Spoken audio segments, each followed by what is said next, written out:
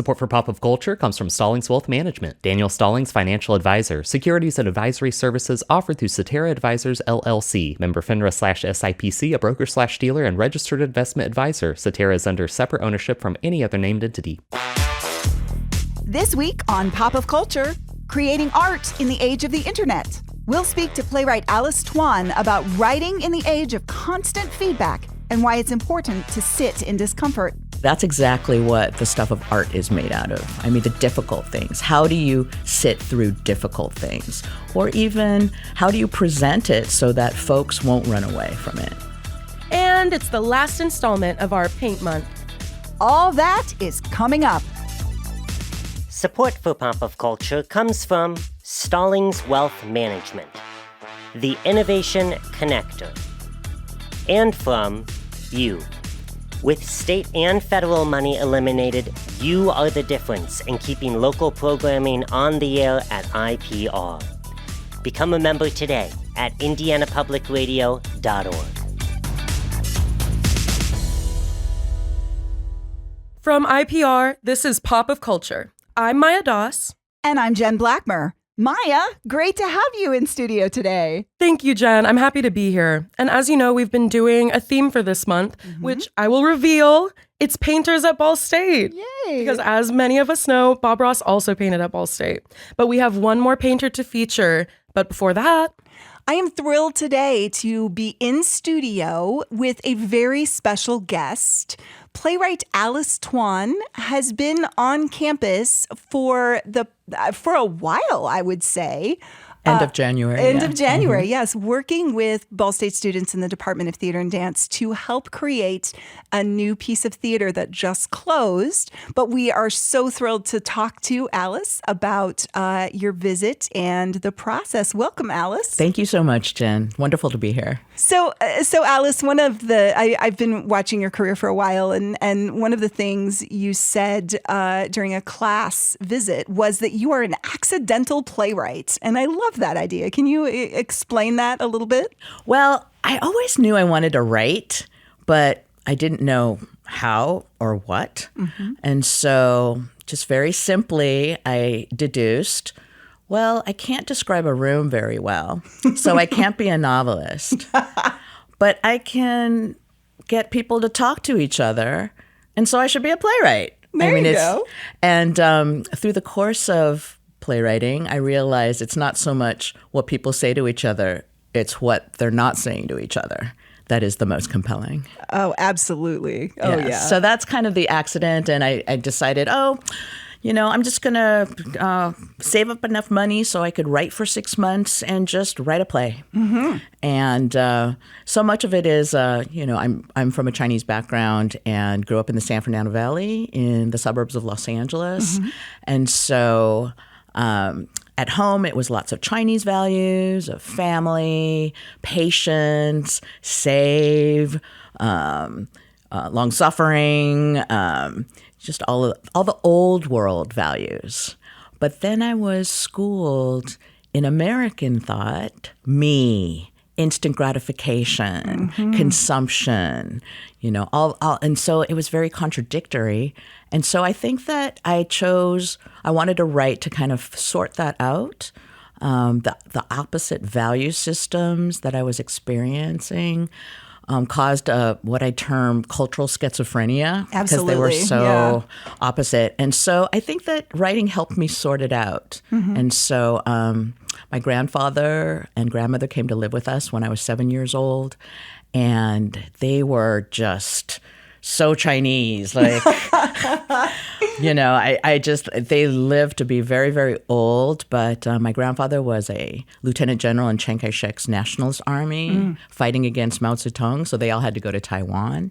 And then my grandmother came from the generation that had bound feet.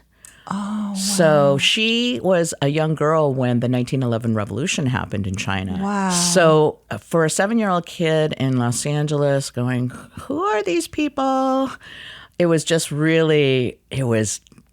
kind of very bizarre, but also so endearing because they were just so non-American. Right. I fried on television as a child, and then here were these like just monuments of Chinese culture. Yeah, the notion of cultural schizophrenia is so interesting, and I often talk about art being made within those contradictions, right? That push and pull and the struggle of two very different worldviews. That's right. Yeah, That's and right. how does that inform your work as a writer? Well, I think that it's about housing the contradictions that make things interesting, although it seems like these days it's such a, we're on such a binary. I think that the difficulty of housing a contradiction within your mind is the reason we've become so binary. Right. And I'm feeling, and especially coming to Ball State and writing this play for the students, I found a great opportunity to come to Indiana and also start a conversation with the younger generation. People don't like discomfort. People sway away from it. And that's exactly what the stuff of art is made out of. The difficult things. How do you sit through difficult things? Or even how do you present it so that folks won't run away from it? Right. And you mentioned coming here and working with our students, which has been the focus of your residency. And I find with my students a lot that this idea of sitting in discomfort is difficult for them. And I think they have been told by media, popular culture, right, that discomfort is to be alleviated or shied away from, right? And yet, we're training artists and trying to encourage them to sit in these hard spaces. Right. And I think that it needs practice. We have to practice doing it. And I don't think that that's a chance now because we have these devices in the palms of our hands that are obstructing our vision towards our lifelines. Literally, we have these pocket gods. And there's I think it was E.B. White who said, we're primitive emotions in medieval institutions with godlike technology. Wow. Yeah. And that's kind of like the knot of an intersection. Yeah. Not KNOT, that I think that we're all really trying to figure out and untangle and unlock from. Sure. And so, it's just been fascinating to be here. It's fascinating to be in the theater now. I feel like I've renewed my theater vow in that it used to be I came to theater because I wanted to write people talking and trying to figure out my cultural schizophrenia. But now it's like, it's actually a space for humans to watch humans be human, sitting next to humans. That is the renewal because, at some point it was just like, do we really need another piece of theater? We have so much entertainment. Right. We have so much entertainment. And now I'm feeling like we have too much entertainment. We're just kind of addled by constant entertainment to the point where I feel like we need exit-tainment. Oh, I love that term. That's great. And you said, with humans, for humans, next to humans. And that is, I think, the draw of this art form now is everything comes to us, but it's also very isolated, right? That you're looking at this thing and it's just you looking at a thing. And the promise of all of the technology when it was coming out is that it's going to connect us and it's going to connect us in ways that we hadn't been connected before, which I think is true across distance. But in doing that, we've lost what it feels like being in space with another person. That's right. I think it's because we all have different algorithms. I feel like two things are the bane of our existence now, algorithms and zoning. Yeah. So maybe theater is not only just stepping out of the house, stepping away from your screen for 90 minutes, but it is actually to go into a place where you can actually be human again and to breathe the same air. And theater, you could see it on Zoom and stuff, but it's just not the same. Anything kind of filmed, yeah. It's just not the same because there's not molecules being exchanged with each other. It's not, I feel like that's the thing about theater. Every night is different depending on the makeup of the audience, what the actors ate for lunch, just like there's just so many subjective factors that make it special. What has it been like working with younger artists then? Over the last month or so, you have been working with an ensemble, a large ensemble. I'll say there's 16 roles in this play, which is just unheard of outside of a college environment, right? Absolutely. How's your experience been with this younger group? Oh, it's been tremendous. It's a gift, really.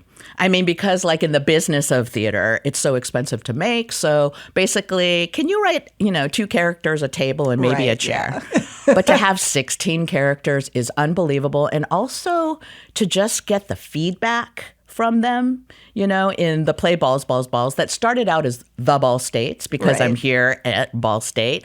And I chose 3 states of ball, which is sports, sex, and fancy dress dancing. Okay. And so just kind of started there. And then I really wanted to explore what non-binary means. Mm-hmm. I mean, I just, it's like I have these young folks that I can. And so I actually visited Diana Grisanti's advanced playwriting class. Diana Grisante being one of the theater faculty, and she is running the theater creation portion of the theater school. And so she commissioned this play because usually large class plays are historical or non-contemporary, and she really wanted to try this undergraduate, large cast play, and also to put everyone through a new play process. So we come from a new play culture, and it seems like, I'm from Los Angeles, Hollywood has collapsed because it's gone to the tech bros. There's just the notion of development, and I feel like so much has gone towards gaming and just all these other kinds of performances in the screen, in the internet. And so to be able to bring a new play process to young folks, young theater folks, it's been quite the challenge. We talk to our students all the time about taking risks and the fact that being an artist involves risk taking because you're putting something out there for people to understand. But in this world, right, where the comment section exists and you can get that anonymous sort of knee-jerk reaction to your risk, it becomes a part of the calculation. Right. And I feel like just even reminding or introducing what process is, that when you're reading the play, because this is the 4th draft now that the students are working with, and it's not baked. It's half-baked, right? And it's still growing and it's still evolving.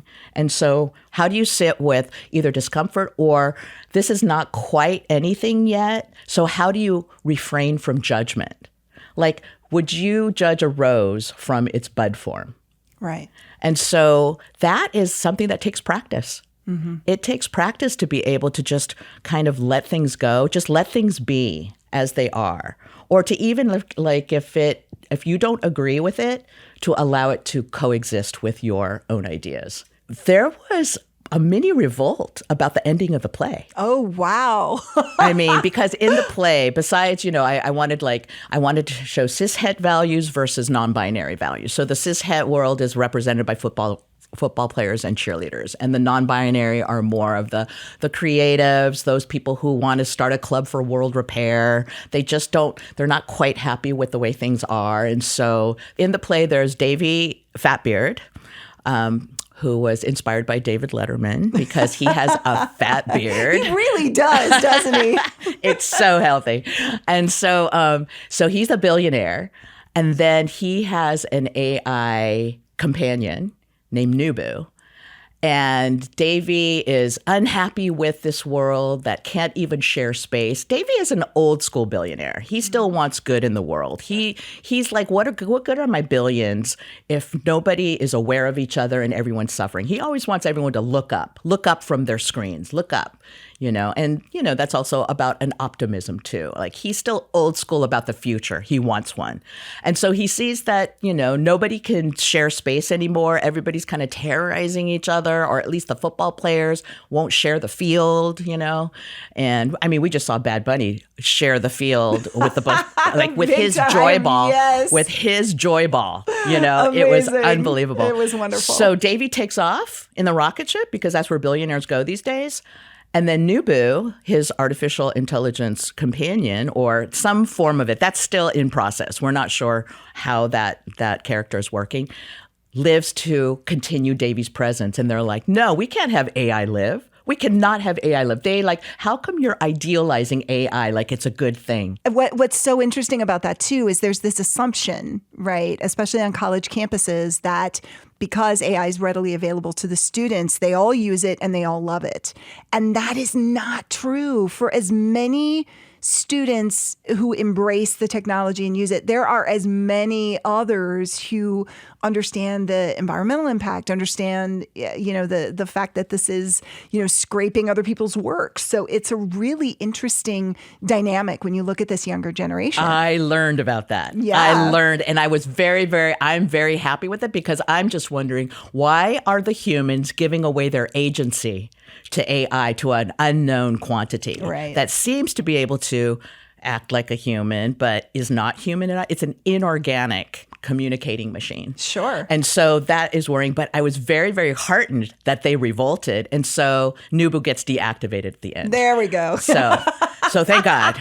And then the humans, are spinning with their palms released from their devices, with their palms in the air, and they're just spinning unencumbered and free again. So the play has now closed. I mean, what's interesting about this process from our perspective is that it changed every night, right? So you would see a show, see a performance, have an audience there, and then actually continue to do changes even after the play, quote unquote, opened, right? That's right. Yeah. That's right. It's about the storytelling. Mm-hmm. And it goes back to also, the actors. New play actors are a very, very special kind of actor, because the words are not gelled. And so they need to go on their instinct, but they also have to report what is on the page. If the actor is kind of performing it and making it work, that does not help the new play, because it's like, oh, that's fine, when in fact the writing does need to be attended to. Exactly. Yeah, you know that, Jen. It's impossible to go into a world that has so many ideas swirling around. And Veronica Santoyo, the director, has been incredible in just trying to embody all the ideas and to find the form in which we can tell the story. And so much of the audience feedback has been fascinating, because, yesterday I was asked, did you mean for this character to be anti-Christian? I'm like, oh, I didn't think of it that way, because I felt like there was another character that was actually showing Christian values, even though they did not declare that they were Christian. Right. This is the bread maker who bakes bread and is offering it to the public. And everybody is just wary of him and suspicious. Like, what are you? Are you lonely? Do you have a permit? All the bureaucracies for anything to even happen these days. Right. So it's been really interesting to is it possible to, like, if you don't understand it right away, to not run from it, to actually just stay with it. And that's just, again, sitting through a discomfort. If you don't know this moment, maybe you'll know the next moment. But it's so helpful when the audience tells me, oh, I didn't get this, or this wasn't complete, or I have questions about it. That is signaling to me that something is necessary. Sure. But it's like, I think that I also learned that sometimes you get stuck on a point and then you miss the bigger message. So the one person who's not happy with this point, it's kind of sticking with them while the play is happening and happening. At the end of the day, the message is share space, make room for others. It's sandbox skills that we have lost. It's like, instead of sharing your shovel and your pail, folks are throwing sand in each other's eyes. So it's like, it's literally back to the sandbox politics. Right. And so at the end of the day, share, and in our play, it's a mudita ball. Mudita being sympathetic joy, that you are happy for someone else's joy. Oh, nice. And all these little messages, and so when I got the anti-Christian message, I was like, well, it's not that I'm anti-Christian. It's like I'm presenting Christianity from the outside as I see it, but also trying to present Buddhist concepts too. Like, can we coexist all these different kind of religions? And to me, religion is anything that gets you through the night. Is a kind of religion. Right. Absolutely. Well, you had this experience here on campus with us and working with a cast of 16 in this play that was developed really with this place, this time and place in mind. Do you anticipate anything happening with this play after you're done here? I don't know. I haven't thought that far. And just for technicality's sake, there are 16 characters, but there are also 5 chorus members. But I don't know. I don't know anyone who is willing to produce a 16-character play. But I have to say that it has been a phenomenal gift to be able to respond to our moment right now, our just very complicated and, just exhausting and overwhelming moment. I've been able to play at Ball State University with these very talented actors, with Diana being the dramaturg, with Veronica directing, and just like so much, support, like that it made room. Ball State made room for this process to happen. And hopefully, just the new play process it's not just about making theater. It's about when things are confusing and difficult and, not gettable in life, that you just kind of sit through it. And maybe you don't get it this moment, but you might get it in a future moment, and to not give up. And the big message, I think, is try impossible things, but try. Try it. We have to try. Alice, that was lovely. Thank you. Thank you so much for having me. Fantastic. Amazing. Thank you. Alice Tuan is a playwright based in Los Angeles.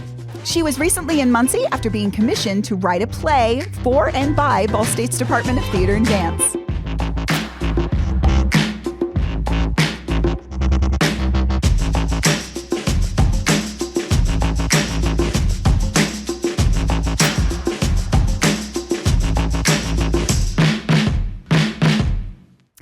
This is Pop of Culture. I'm Jen Blackmer. And I'm Maya Doss. Here at the show, we're interested in all kinds of art and all kinds of artists. We get to speak to professionals who've spent decades perfecting their craft. And hobbyists who are filling their free time. Our next guest is somewhere in between. Our co-host, Cara Duquette, takes it from here. We are talking with artist Melody A. Lynch. Melody is also the Chief Operating Officer at Whitewater Valley Rural Electric Membership Corporation in Liberty, Indiana.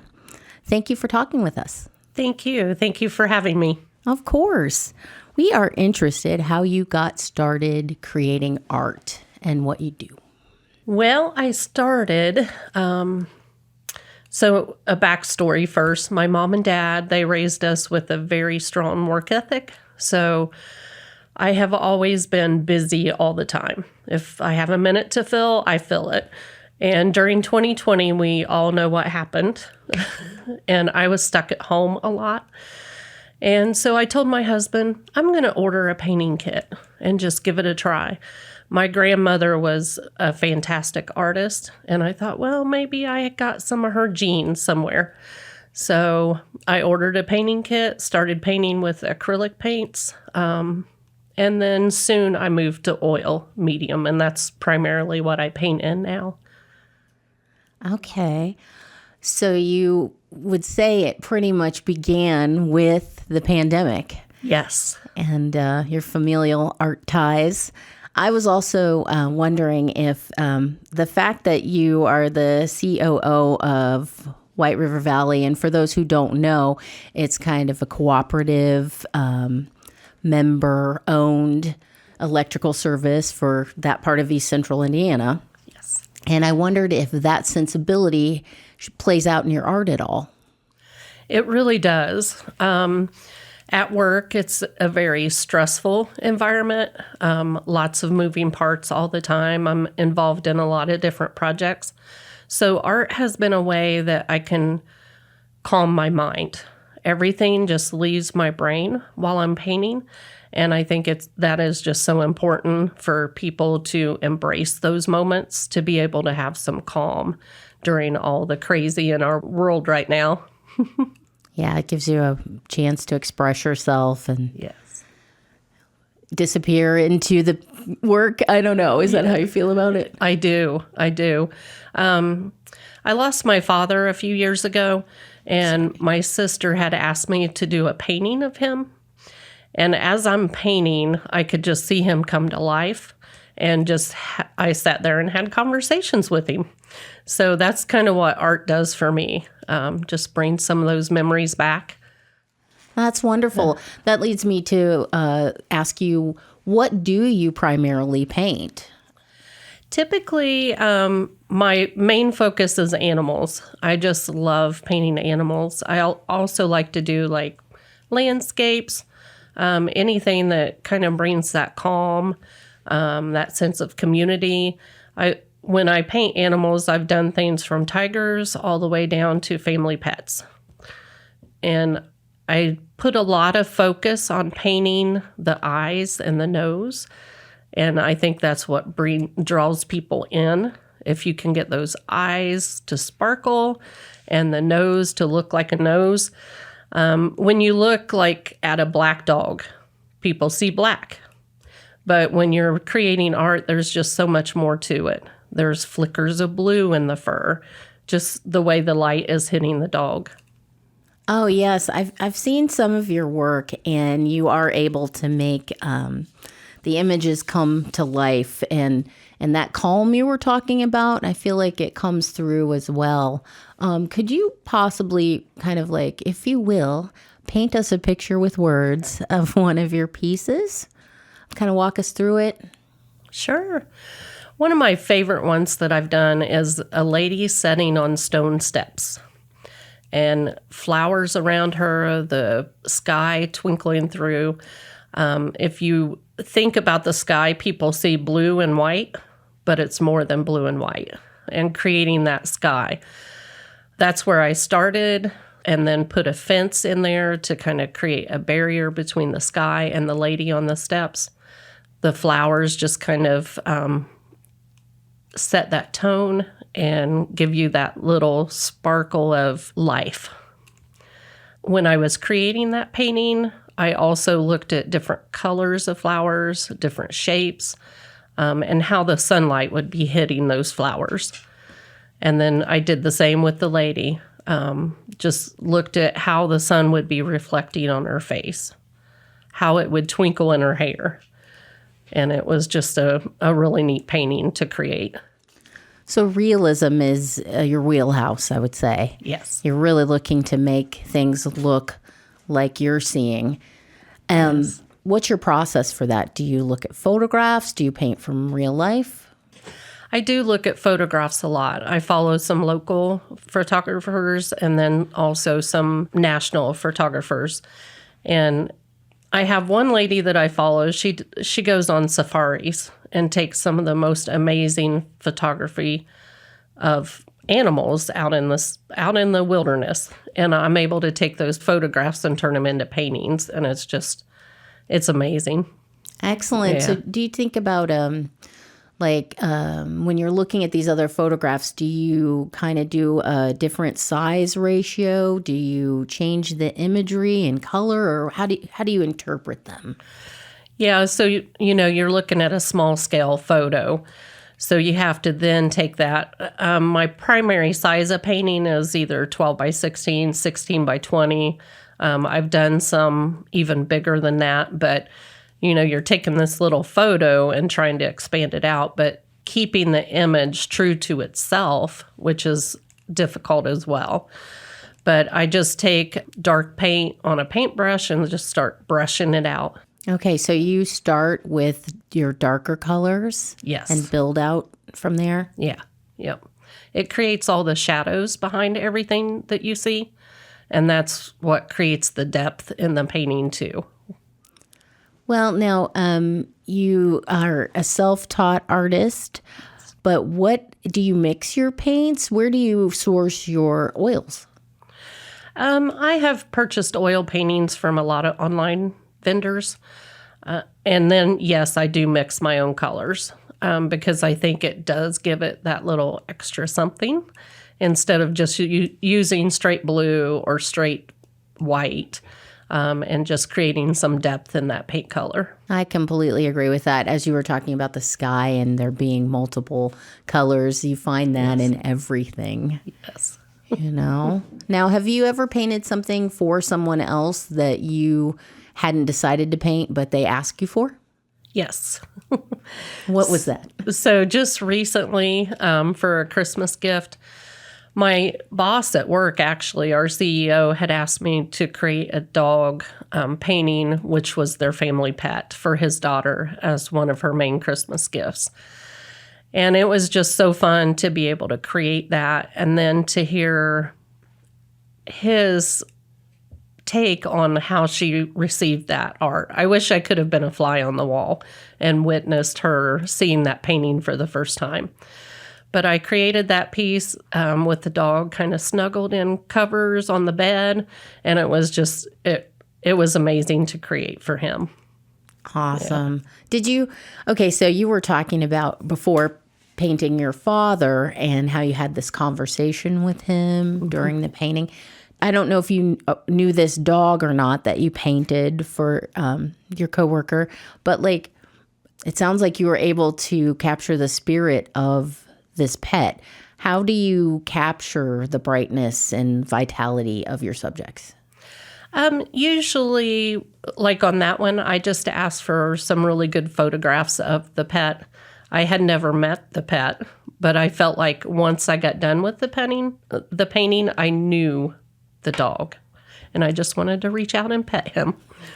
So you prefer multiple images of something when you paint? Yep. Excellent. Well, is there something else you'd like to talk to us about your art? I don't get a whole lot of time to paint, but when I do, I'm usually creating 3 or 4 pieces in one day, just making up for lost time. But hopefully as I get towards retirement time, I can start creating more art. And my husband and I's plan is to go travel and do outside art fairs once we retire. So, well, I was going to ask you before we started talking, you said you have gained a day that you'll be able to paint in. How do you usually make time for your art with your other full-time work? Usually, I try and at least dedicate one day a month. If I can get more, fantastic. If I can get more peace, that's even better. But at least one day a month. In the wintertime, I usually can get 2 to 3 days a month because there's not so much to do outside and take care of. But my husband is so supportive. He's like, he will even say, we're not doing anything. You're going to have an art day. And I'm like, thank you. Well, and you said you make several paintings in one day or one session of making art. Yeah. I would like to know, do you work on them simultaneously or in succession? I'll start one and try and finish it and then go on to the next. And then in a week or two, once that painting's dry, because with the oil paints, they take forever to dry. I do use a medium that will help the drying time. Yeah, like an accelerant. Yeah, so then I can go ahead and add another layer if I need to. But most paintings, once I start, I finish and I'm done. Oh, okay. Yeah. So you don't always revisit and create more layers. You kind of envision it? Yes. At the beginning. Yep. Excellent. And I use the wet on wet method, so I start creating from the top down, and that way I can finish the whole painting in one sitting. For those of us who don't know, can you explain that a little more, the wet method? Yes. I start with the base coat on the canvas, and that is the mixture that will help the paint dry a little quicker. And it also helps the paint move across the canvas while I'm painting.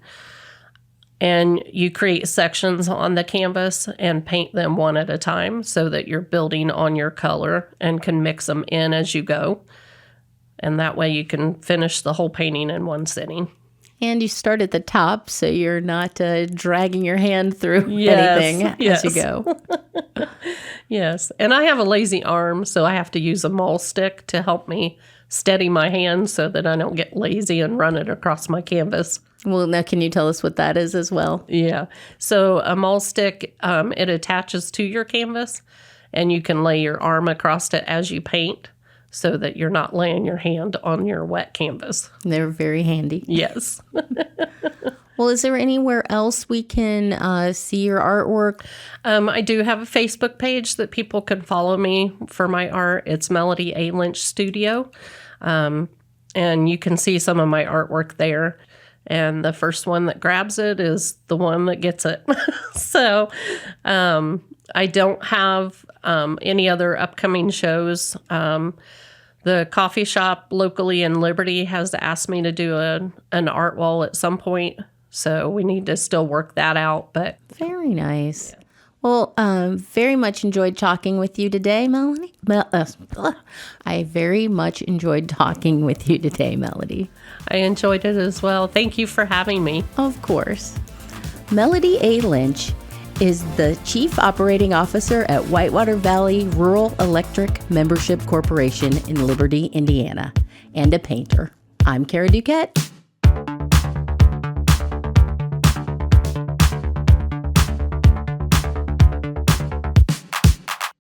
This week on Weiwo, I am finishing off our painting theme with Anthony Reyes, who won Best in Painting at Ball State's 91st Annual Juried Art Show. Yay! I can't think of anyone better to close out this month's theme. I hope you love what you hear. Anthony's a student at Ball State, and we'd love to know, what are you working on? Well, hi. I'm very excited to be here. I'm very honored that, you invited me to come on here and talk about my experience. Of course, Ant. So what I'm currently working on right now is, as a student, I'm currently just working on bettering my craft and figuring out what it is that I like to make art about. And I'm just currently taking painting classes and other studio courses, to better supplement my what it is that I want to do. Right now I'm feeling a little burnout from painting. So being able to have those other courses is definitely helpful to help feed into my creativity. That isn't, just one thing that's the one medium. Yeah, the one medium. So What other art classes are you taking? So right now I'm currently in a murals class. Oh, nice. Which I think is going to be a lot of fun just because I feel like murals is a great way to get into the art world. There's a lot of things that you could do with that.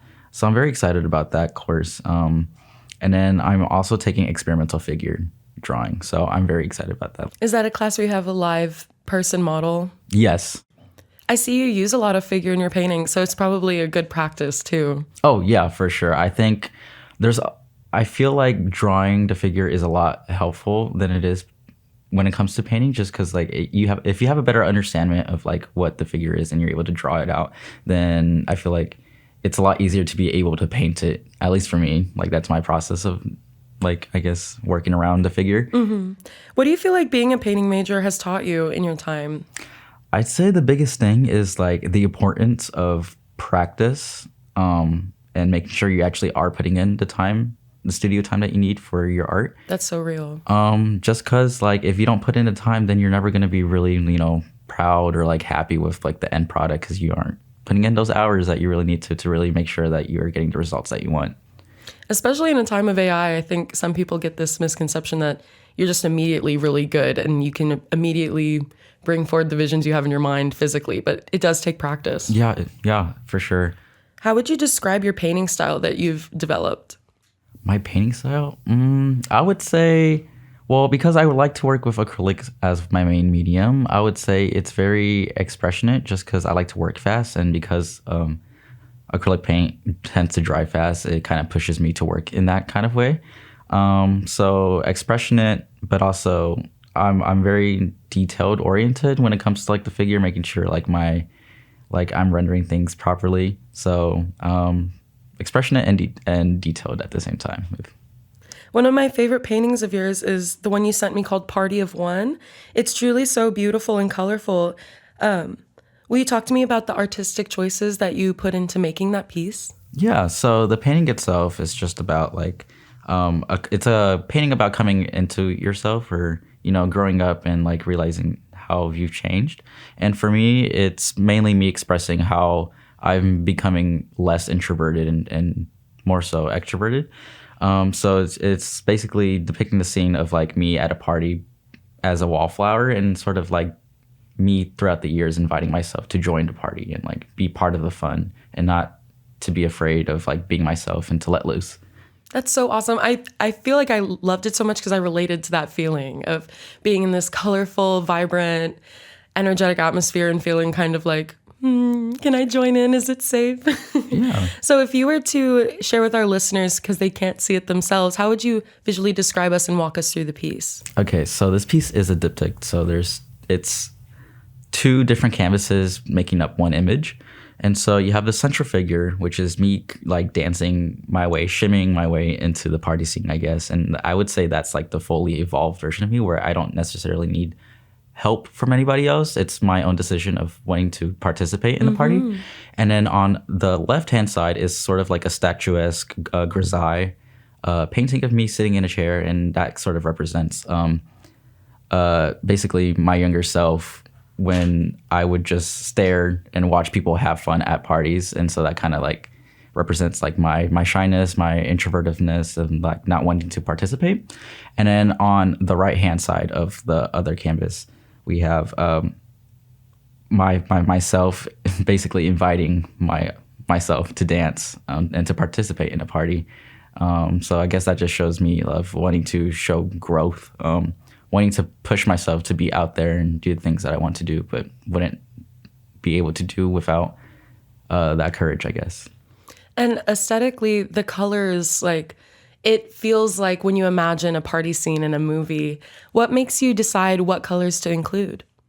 Color is a really big part of the way that I work. I'm very inspired by colors. I feel like colors convey so much like emotion and symbolism within everything. And so because it is a coming into self painting, I figured that the more vibrant and the most colors that I could use would be able to help create this sort of environment, but also just like as a reference to queerness itself. I try to make sure I got like the, whole spectrum of the rainbow in there to like really show like, hey, this is like a part of me also. When you're including aspects of yourself in your work and you're exploring identity, what aspects of your identity inspire you to share with others? So the main thing is obviously my cultural identity, with me being Latino. Especially within this day and age, I feel like it's very important that I use my voice as an artist to create the space as representation for my community. Even if it's not relatable to everybody, I still want to be able to be, at least a person within the community to have a voice, to share my own experiences, but also the experiences of others. I think that's something that's very powerful, and I want to uplift my community in that way. That's awesome and very inspiring. I feel uplifted as a fellow Latina. Yes, Miss Cuban Queen. When you look into the future as an artist, what do you hope to achieve? Oh, yeah. So I've thought about this for quite a while now. I would definitely say my long-term goal would definitely be teaching art at some point. I think that's my main goal in life, is just to be able to teach others what I've learned along the way. And in doing so, hopefully I also learn something just by doing that. But other than that, it's just being able to put out my art anywhere that I can and have people see it and being able to, appreciate it. Absolutely. What level would you want to teach at? I definitely thought about going to grad school for sure. Just because I want to continue to support my community in the sense that like I want to be like and like support the statistic of how many like Latino Americans are going into like higher education. I think that's a very important thing for me. Education has always been important and has been pushed by my parents. That's one of the main reasons why they immigrated here, so that we would have, all these opportunities. So I feel like going to grad school is one way that I could honor them in that sense. You're making me like emotional. Yeah. But also I want to do it for myself just because I really enjoy the learning environment.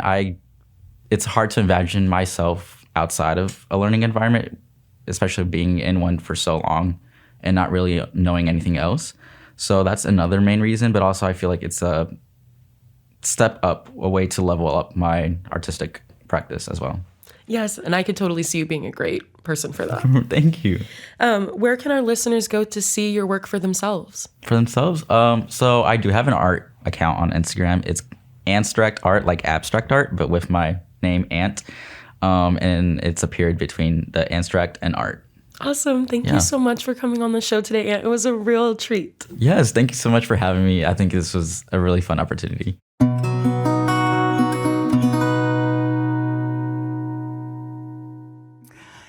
Hey, Maya.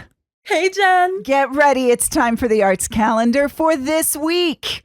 This is the last weekend to see Open Space Art About the Land. Since 2001, this exhibition has encouraged artists from across Indiana to draw inspiration from the land that surrounds us.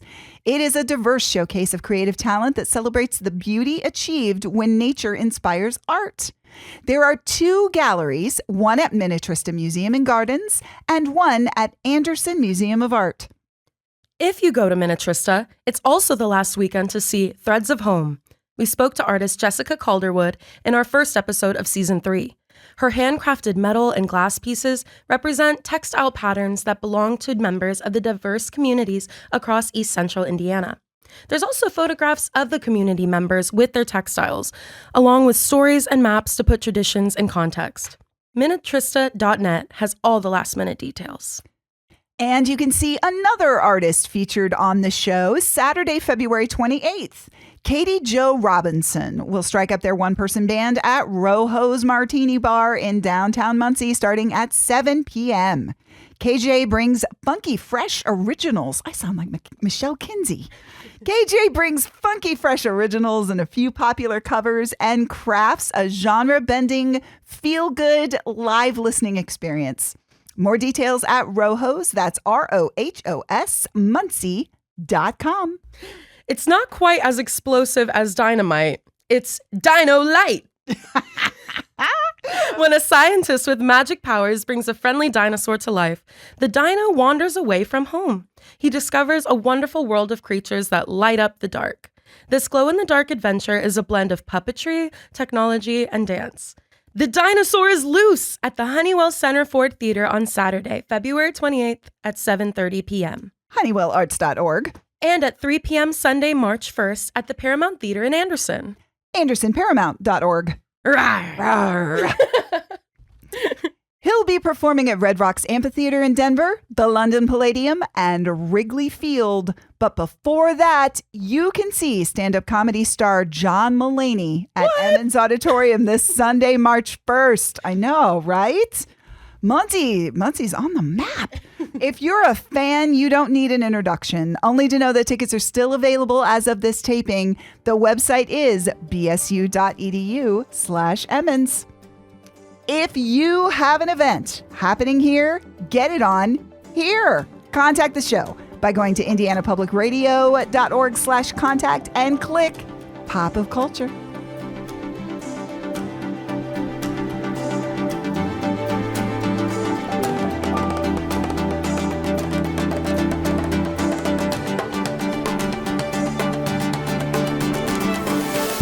Support for Pop of Culture comes from Stallings Wealth Management, the Innovation Connector, and from you.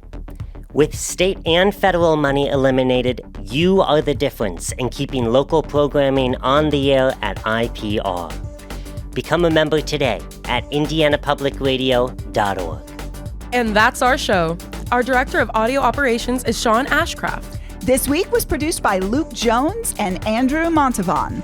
Luke is so relieved to have Andrew on our team, and Andrew is paid to tolerate Luke. Our audio fellow is Maya Das. Our show was hosted by me, Maya Das. And me, Jen Blackmer. Pop of Culture is a production from IPR on the campus of Ball State University. Ow!